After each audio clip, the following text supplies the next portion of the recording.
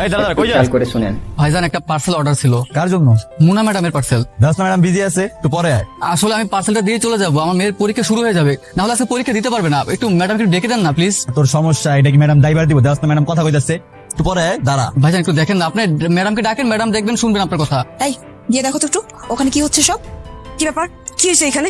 আর তুই, তোকে এখানে রাখছে কি জন্য? তুই দেখতে পারতেছিস না ম্যাডাম এখানে মিটিং এ কথা বলতেছে, এখানে যে একটা হট্টগোল হইতেছে, ম্যাডাম তো ডিস্টার্ব হইতেছে, তুই কি এটা বুঝিস না? ওদেরকে থামাইতে পারতেছিস না? ম্যাডাম আমি তো কইছি ম্যাডাম, তাও দেখেন না, বারবার ডাক। বাবা তাড়াতাড়ি একটু করো না, আমার তো পরীক্ষা শুরু হয়ে যাবে, দেরি হয়ে যাচ্ছে। আচ্ছা মামনি একটু দাঁড়াও। ম্যাডাম এই যে নায়িকা, এদিকে আয়। আরে কে আপনি? আমার ম্যাডামকে এইভাবে ডাকতেছেন কেন? আমি আপনার সাথে কথা বলছি না। এই নায়িকা, এদিকে আয়। কে রে তুই? পরিচয় কি তোর? হোয়াট? তুই কে? তোর পরিচয় কি? আমার পরিচয় এই যে অত্র এলাকার যত বিল্ডিং দেখছিস না, এই বিল্ডিং এর যে বিল্ডার, সে বিল্ডার্স কোম্পানির সিইও আমি। বুঝতে পারলি এবার আমার পরিচয়টা কি?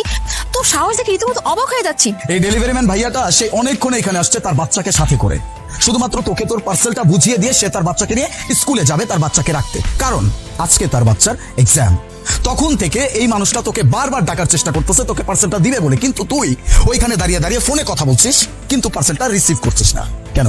So what? আমার তো কিছু এখানে করার নাই। হ্যাঁ, ওর মেয়ে জাহান্নামে যাক। আর একটা কথা শোন, ছোট লোকদের না সময়ের কোনো মূল্য নাই। এই যে আমরা, আমাদের প্রত্যেকটা সেকেন্ডের না 1,00,000 করে দাম, বুঝতে পারলি? ছোট লোকদের কোনো সময়ের মূল্য নাই। তোর বাপ কি করে? আমার বাবা একজন দারোয়ান ছিল। বাহ, তোর বাবা দারোয়ান ছিল।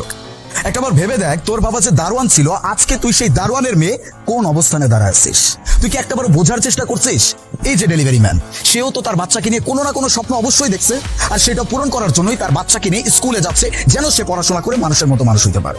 সবসময় না ওই যে চাকরের ছেলে মেয়ে রাজা হয় না, কিছু কিছু সময় চাকরের ছেলে না চাকুরি থাকে, আর মনিবের ছেলে মনিবী হয়। বুঝতে পারলি? এই যে একটু আগে বললি না যে চাকরের ছেলে মেয়ে চাকরি হবে, এরকম চিন্তা ভাবনা যদি তোর বাবা রাখতো একটা সময়, তাহলে আজকে তুই একজন দারোয়ানি হতে।